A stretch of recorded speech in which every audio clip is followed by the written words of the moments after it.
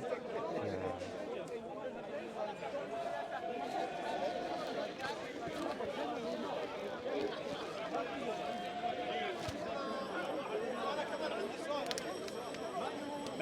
Whenever you guys are ready. Yeah. Born ready. If you're speaking to this will be nice, but this is my backup mic. Okay. Yep. Just in case. Just aim it.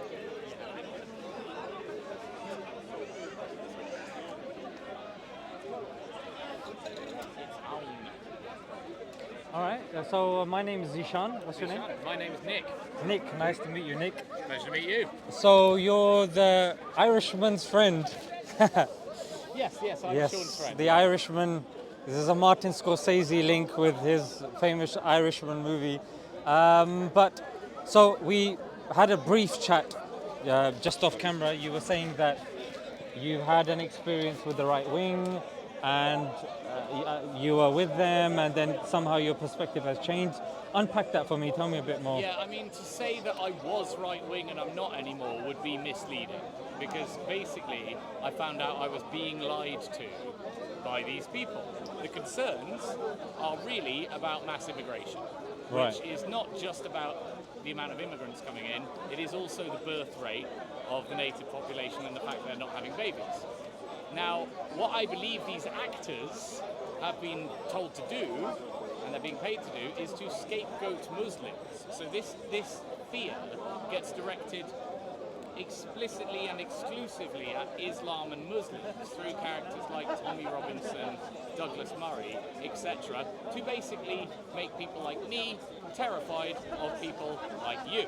Now, if they were honest actors, if they were just British patriots who were really, really concerned about the proliferation of Islam throughout Europe because it seems to be pushing us white people or Christians out, maybe that would be legitimate. Maybe that would be a legitimate concern. But they're not like that, because they're completely uncritical of the actions of Israel.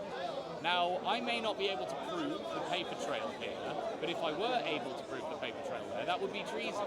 It would be treason to agitate against your own government while being paid by another one that you're completely silent on.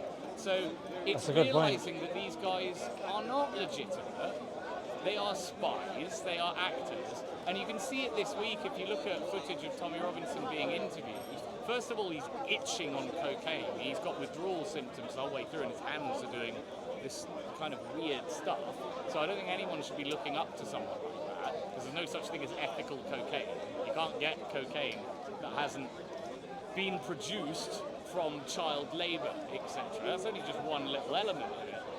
But he's been ripping off pensioners by tapping into their fears for so long, and the whole thing is just so dark. I think it's only to manufacture consent for the genocide in Palestine, get native British people to not see Muslims as people and therefore not see Palestinians as people, see them as barbarians, etc.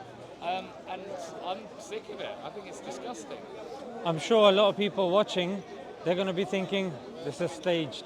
Nick is just an undercover lefty who is just trying to discourage our leader supreme, Tommy Robinson, who is trying to solve legitimate issues with this country with regards to grooming, with regards to migration, with regards to Islam.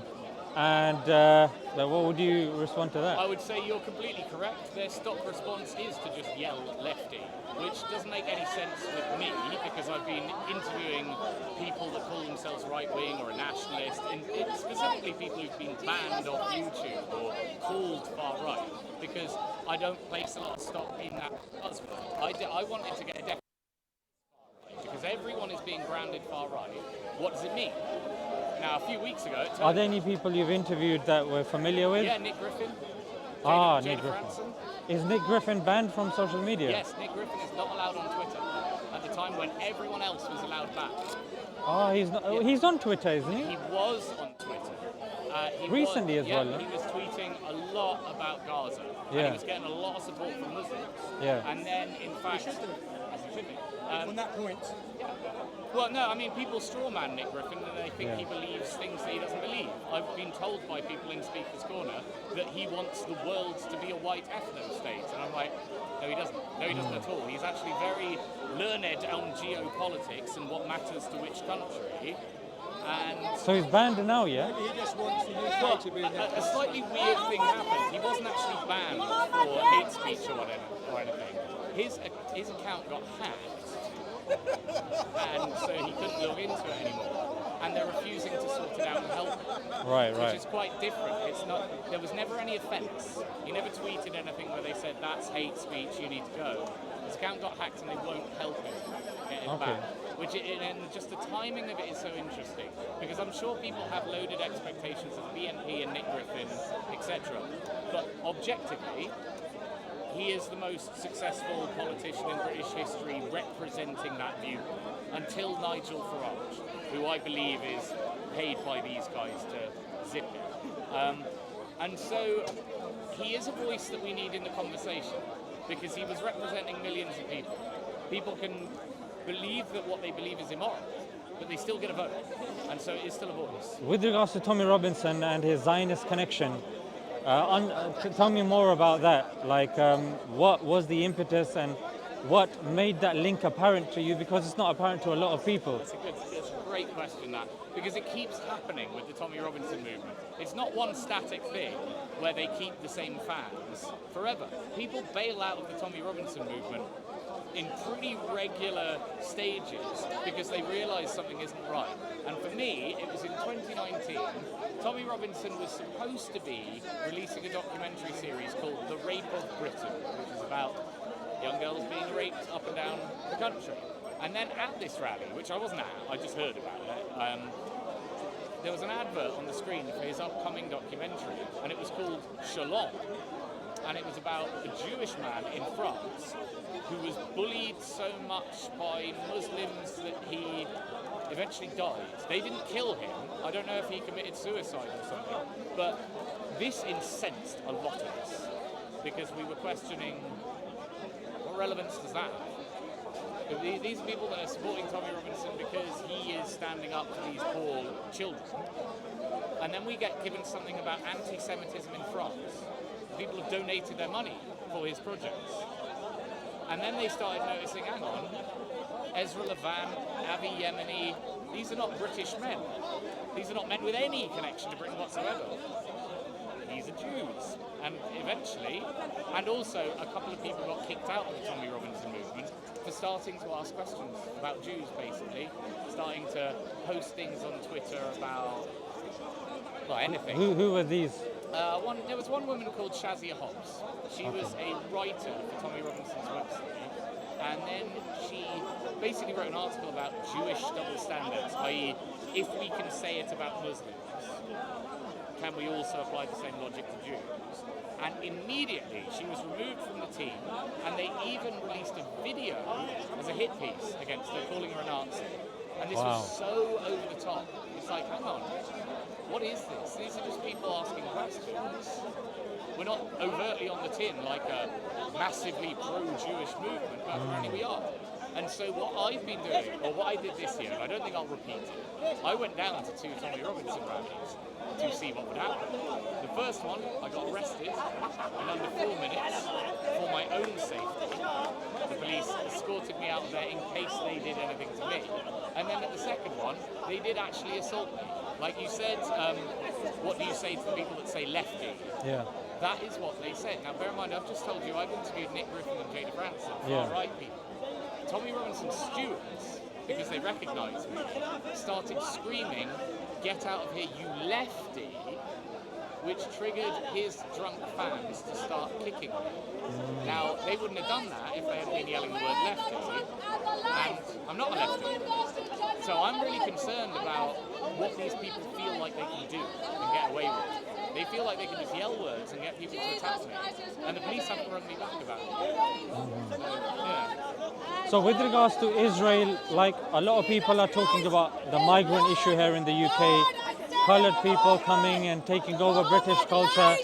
I would argue that Israel and their interference in the UK is more insidious, is more dangerous and more deep-rooted than pretty much any other country. Yep.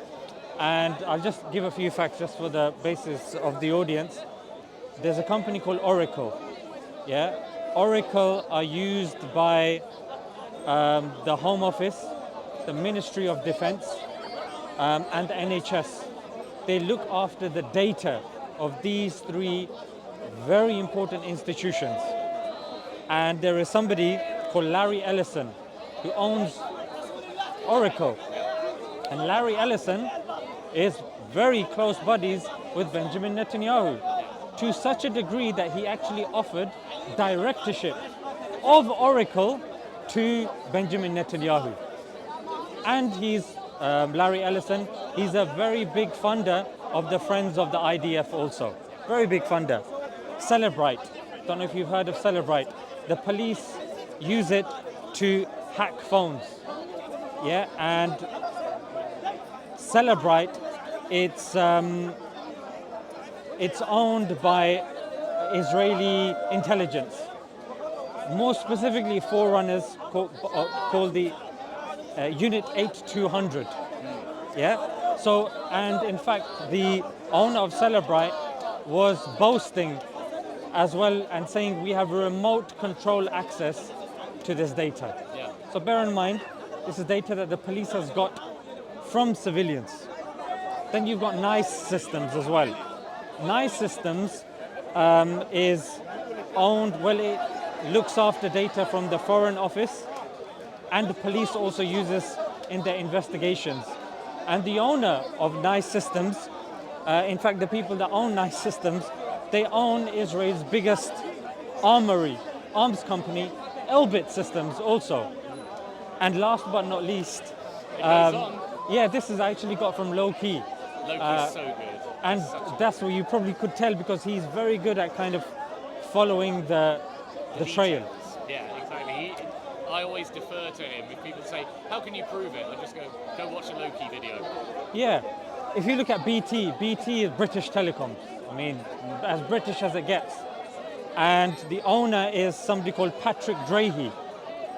And Patrick Drahi is somebody that owns I-24, which is the Israeli news channel that perpetrated that lie, or that was the starting of the lie of the 40 beheaded babies. That was Patrick Drahi. And I-24 has been used, it's a company set up by Haaretz as something close to Netanyahu and Netanyahu's family. And of course, he supports organizations that are building on settlements as well. So this is just in case somebody's watching and thinking, oh, a Muslim and a lefty talking about stuff that they don't understand. So this is a bit of information that they can that they can check up as well, with regards to the origins and the tentacles. I don't want to be anti-Semitic. Don't go mentioning octopuses. Or let's just say the web. Yeah. The web of influence that Israel has, not the Jews, that Israel has in British society. I mean, we will probably differ on this. I have no issue with using the phrase the Jews, and I actually think it's essential that we do, because I do not mean all Jews when I say the Jews.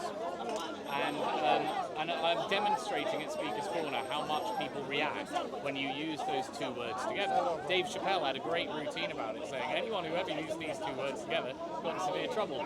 But they shouldn't, because you don't, when you talk about the British, the Chinese, no, it's never implied that you're talking about every British peasant, if you're talking about what the British Empire did. So that's why I try and use the word Jews instead of Zionist and Israeli, because a lot of people make excuses, and I honestly think that's how they get away with it. I have so many people saying, not everyone in the IDF is Jewish, how dare you? And I'm like, well, I think most of them are. I think the vast majority of them are. Oh, Israel and Jews aren't the same thing. Okay, but Israel is definitely full of Jews, isn't it? Definitely got a lot of Jews in it. There was somebody called Shulamit Aloni. Yeah. Shulamit Aloni used to be in the cabinet, is the Israeli cabinet, and she won the Israel 2000 prize as well. Yeah, which is a very prestigious prize in Israel. She said, anti-Semitism? What anti-Semitism? It's a trick. It's a trick. I remember this quote. Yeah, it's a trick to always use it. divert any criticism, legitimate criticism towards Zionist Israel. Yes, I mean it is, and I think at Speaker's Corner we really get to show it off. You know because what? it's I quite think extreme. a lot of people are walking past. Yeah, what is this even for? I wanted to say one more thing. Where's Abdul Karim? Oh, he's gone. Because we could have maybe gone to a quieter spot. It was just Because I think it's really annoying. I know, yeah, you're right. But if anyway. it's still picking it up, the one last thing I wanted to say was about you were describing the tentacles, if we can use that. I really want to get this point across to people. Yes. I think that Muslims are the scapegoats of this, and so the white guys are told there's loads of Muslims here and they want to impose Sharia law, and they are told Sharia law is coming down the line, and not only that, you should fear it because it's scary and they'll behead you and whatever. And that this problem that's coming down the line, I think distracts from the fact that we are already occupied. I think it works complete cover, and no one really looks at it because they're looking over there at this perceived problem that is in the future, not the problem that we actually very, very clearly have. But they're very clever in terms of, like, I think the thing with Islam is that it's so obvious. You guys have beards and wear hijabs, and you have mosques, and you pray, and so we can see it. No, it's all right for now. Because I think, you can't see Zionism. You like a Tommy Robinson supporter. There are no clues that there's anything untoward going on here because it's so well hidden. It took me years to actually discover. Wait, what is Zionism? How does Tommy Robinson relate to Zionism? Have you seen the clip in which he goes, if there was ever a war, I would be on the side of Israel because why not? Yeah, and that is now evidenced by what's been going on the last 10 months. He's been pushing out propaganda for Israel, so he is very literally fighting the war for Israel. He may not be there with a gun, but he's quite a key part of it because he's probably the main guy in Britain trying to drum up support for this nonsense, at least among a certain demographic. And yeah, it's criminal. And not only that, he's scammed so many people. He commits crimes every time he does anything. He broke his bail conditions and broadcast that film a couple of months ago. And I think it's quite sad about the British people who support him because they've just got such low standards. They don't like people like me coming along and saying, can you not do better? Can you not?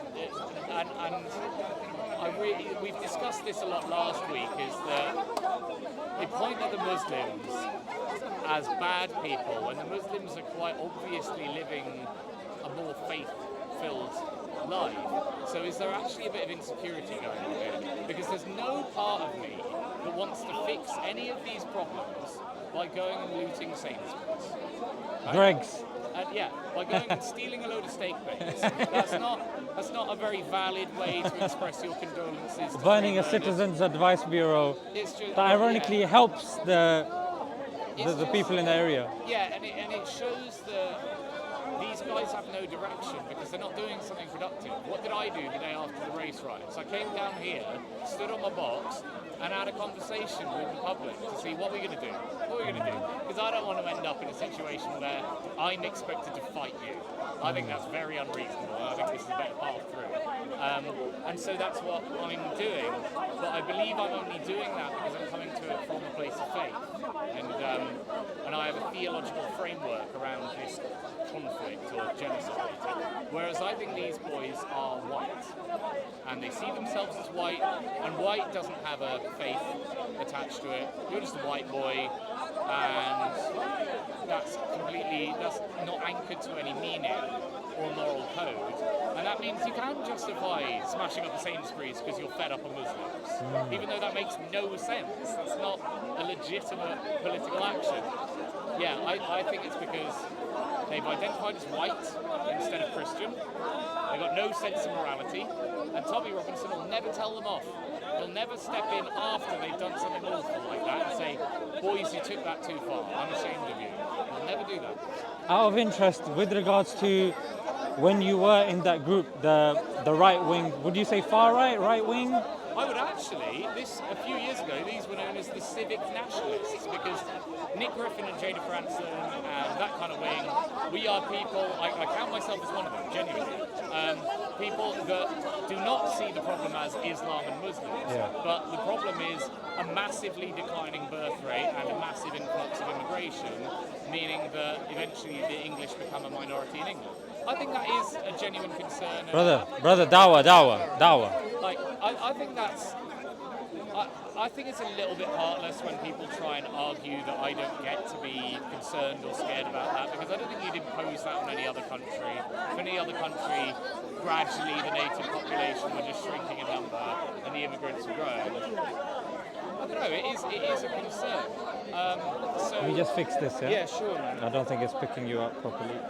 So the deal is that characters like Tommy Robinson, Douglas Murray, even down to Julia Hartley-Brewer, the entire roster of Talk TV and GB News, I'm talking every producer on that channel, is basically pushing this narrative that I disagree with, which is it's Muslims, rather than it's an overall demographic crisis caused by two things. Loads of immigrants being brought in primarily because of capitalism, and no children being born by the native population. That's what's actually going on. It's Muslims and they want to impose Sharia.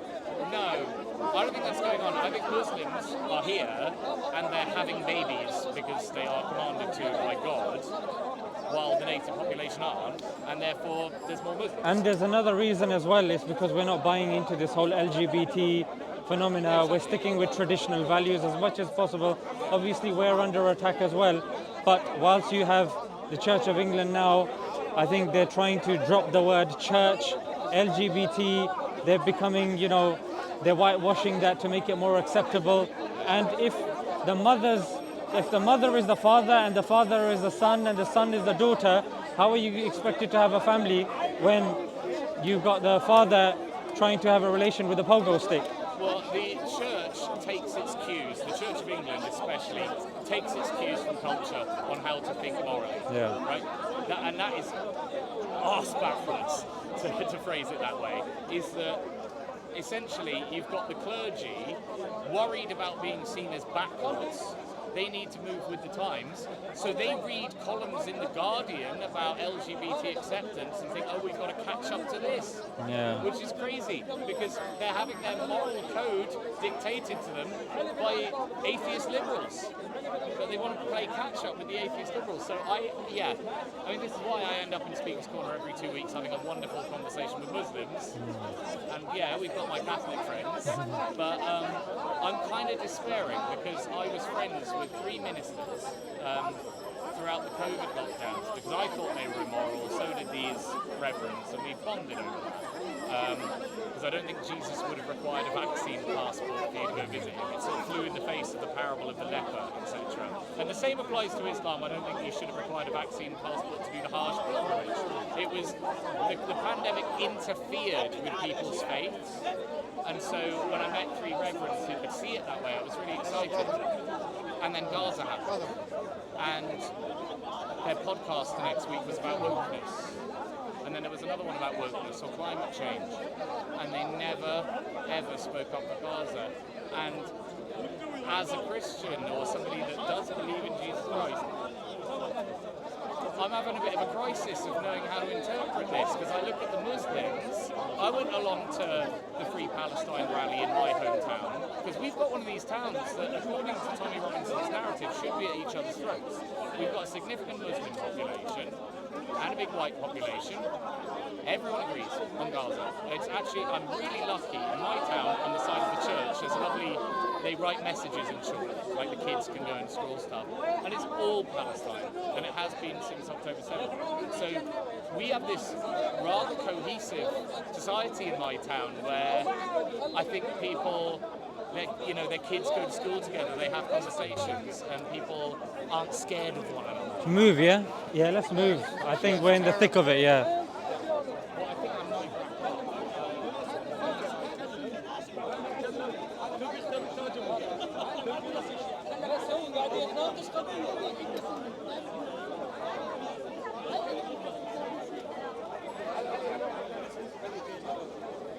Yeah, let's go. Good shout.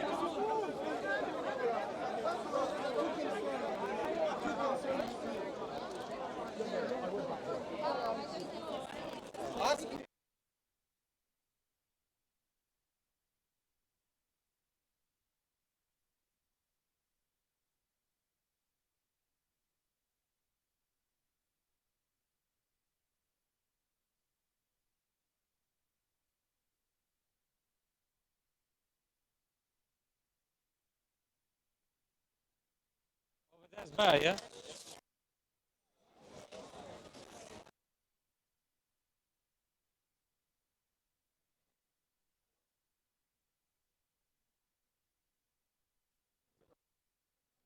Bro, let's stay here.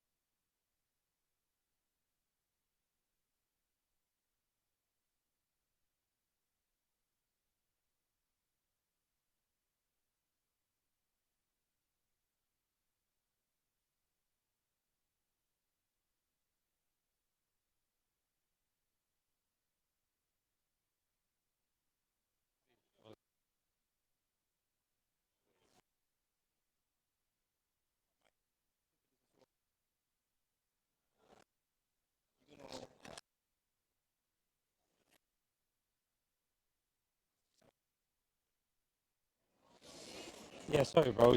You were saying? Well, I don't know.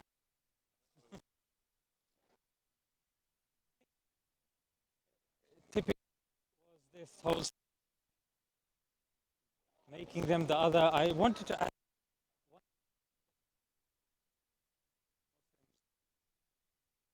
The thing is, Sharia has become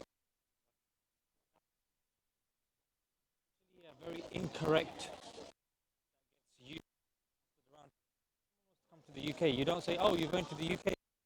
We're imprisoning you for life." No, murder prison for life. Or if you go to America, you get the death penalty. Yeah. Yeah, but that's for a murder. This is law and this and that. But one of the points, and this is very important to understand, is says this in the Quran. There is no compulsion in religion.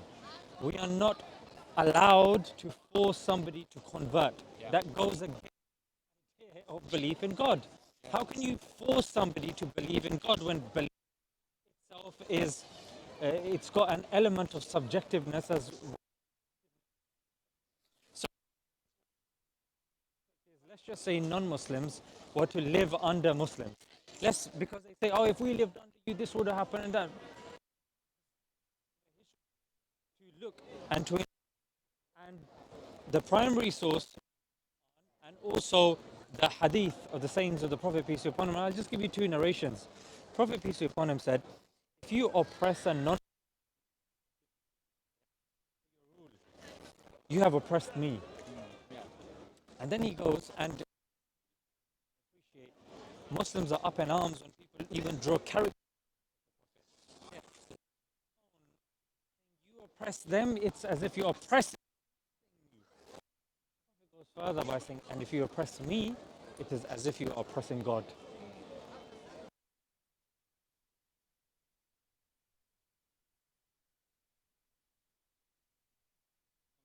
Living under Muslim rule. The Prophet to favor with them to get. Yeah.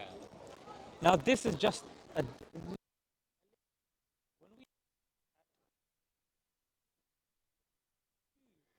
if you kill a non-Muslim under Muslim rule, it's under the Maliki school of thought. You're going to be put to death. A non-Muslim under your rule, that's straight death for you. You might be saying, oh, what about the implementation of Umar? Do you? It's up to you now. The family members of the individual. So a lot of people don't understand. If a non-Muslim you get we're told under, and this is in the Hanbali madhab, we're told that you are to exhaust your resources. Now, I was speaking to somebody who was a very pro right wing, Tommy as well, and he was surprised. I said, I might have watched this last week. "Oh, really?" Actually. I think so. Yeah. Yeah. I think I watched. And that. he was kind of, and I was like, this is something unheard of here in the West. I mean, you have loads of examples. I mean, whether you agree with the notion of Shamima Begum or not, but the fact that Shamima Begum is somebody born in this country, is a British Oh, citizen, don't worry. I can see the double standards. I'm on your and side. she comes back, and suddenly, you know, even though she's groomed, she's Yeah. underage. And Nick, most importantly, it emerged, and this was part of the case as well, that was led by a Kunji. The Secret Service of Canada facilitated her to go across the pond. Yeah.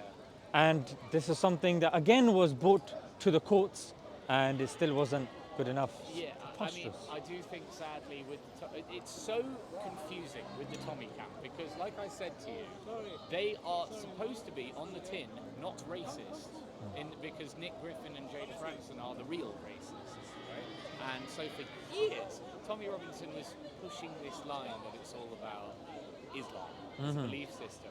I'm sorry, that went right out the window last month when. Yeah. There's just gangs of white lads beating up anyone black or brown that they can and claiming it's got something to do with Muslims. They're claiming that it was a stabbing in Southport, It's just nonsense. allegedly is Muslim, but then when they found out it was Axel Rudakabana, Yeah. who again was a choir boy at the local church, the churches were unharmed. It didn't seem to matter. Yeah. It didn't seem to matter. It was always mosques that were going to be targeted, and that's why I'm so passionate about it. Because, like, yeah, there are problems in our country because of our government. But you've ended up setting fire to a mosque. Yeah. We need to talk about how that has happened because you have diagnosed this problem completely wrong. Completely wrong. And it's so immoral as well to just go out and destroy other people's property, especially places of worship. I mean, Yeah. it's one of the lowest things that you can do. But I believe that these guys have all been trapped. So you've got all of these big prison sentences that are coming now for saying blasphemous things at protests and swearing at coppers and stuff. And they're very harsh sentences, which again is only going to make more grievances for the Tommy Robinson fans because It's martyring those they've people. got this narrative about two-tier policing. Yes. And I find it really shocking because it was the same. They're going on two-tier policing. Muslims can do whatever they want. I don't White get that people- because Palestinian flags are being banned, but not Israeli flags. it's like I don't think that they care. I think that they truly are just tapping into something racist because did we not see a Muslim's head get stamped on by a copper at the beginning of that week? Like, I don't think Muslims are exempt from police doing nasty things. And the one that I really hammer home is Maria Hussein, the woman with the coconut placard. Yes. Because that is a satirical cartoon. Yeah. That's a satirical cartoon. And you've got this whole ecosystem set up on GB News and Tommy Robinson, all of them. They've got shows called Free Speech Nation, right? Andrew Doyle presents a show called Free Speech Nation. I think it's on Saturday night. The biggest 9 o'clock. irony. They would never defend Maria Hussein for holding up a cartoon. I think it's a decent bit of satire, personally. I think it worked. You believe we can't take cartoons, but here again is another cartoon. But Well, again, yeah. exactly, and then they would bring out, but Charlie Hebdo, whatever. It's just nasty because because I know people are genuinely concerned about these kind of things and we're genuinely scared.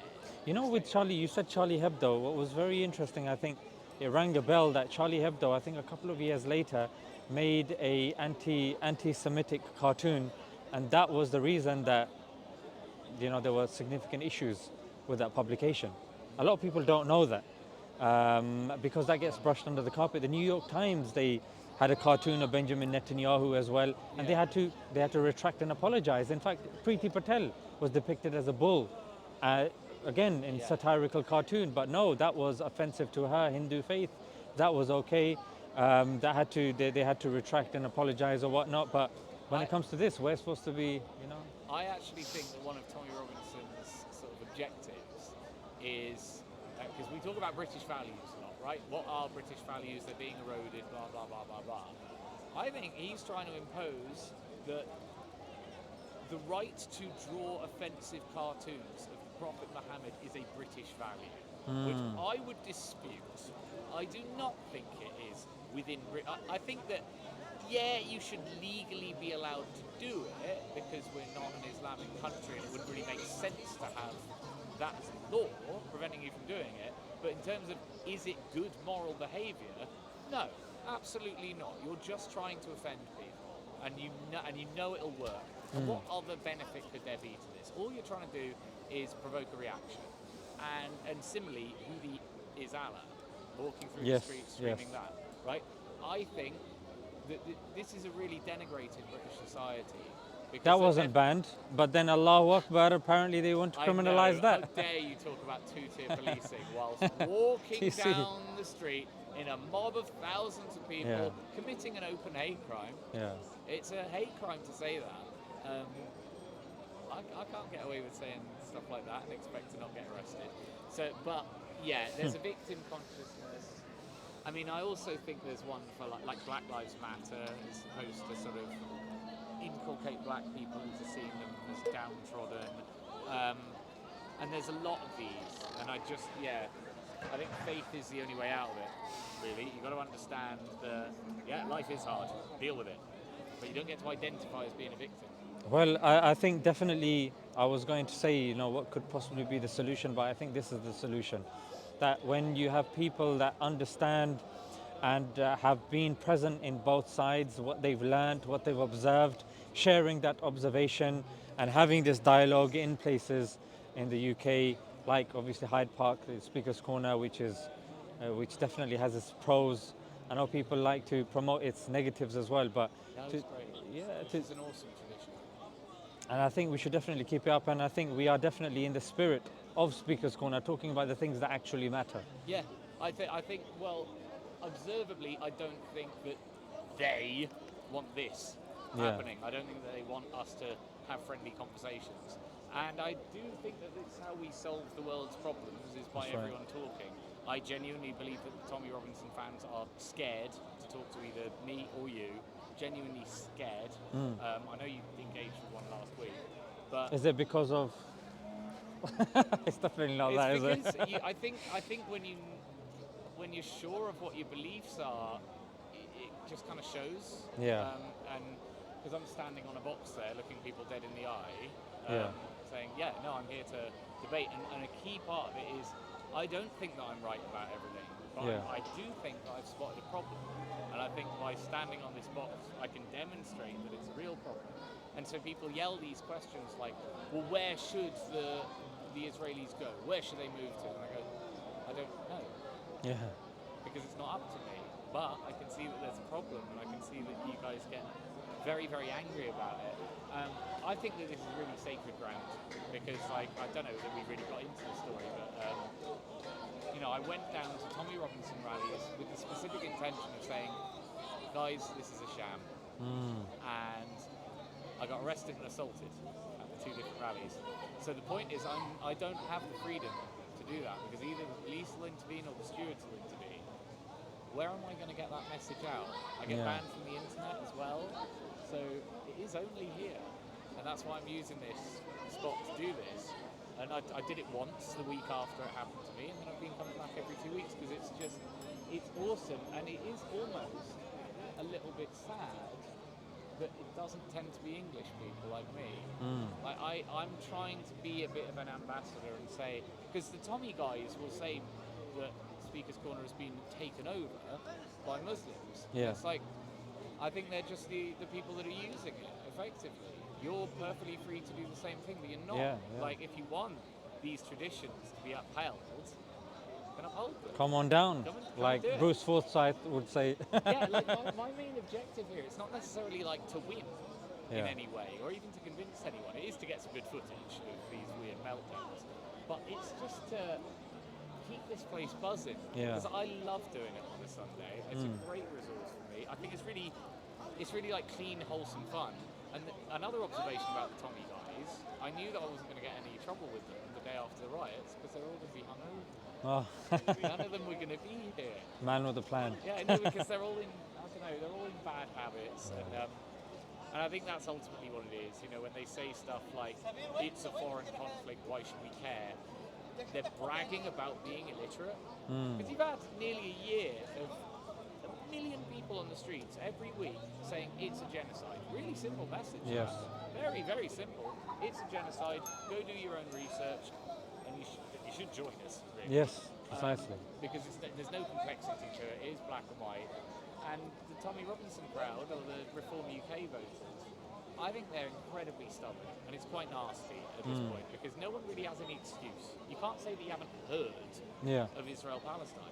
So why haven't you read a book on it? The first thing I did, October 7th, was I ordered a couple of books because I didn't know the history. Because we don't get taught it. And I don't see why everyone else doesn't have the same responsibility to do that. You don't get to have an opinion on it if you don't know anything about it. This guy kept bringing up October 7th. I said, well, what was the last act of Palestinian resistance before that? Do you know?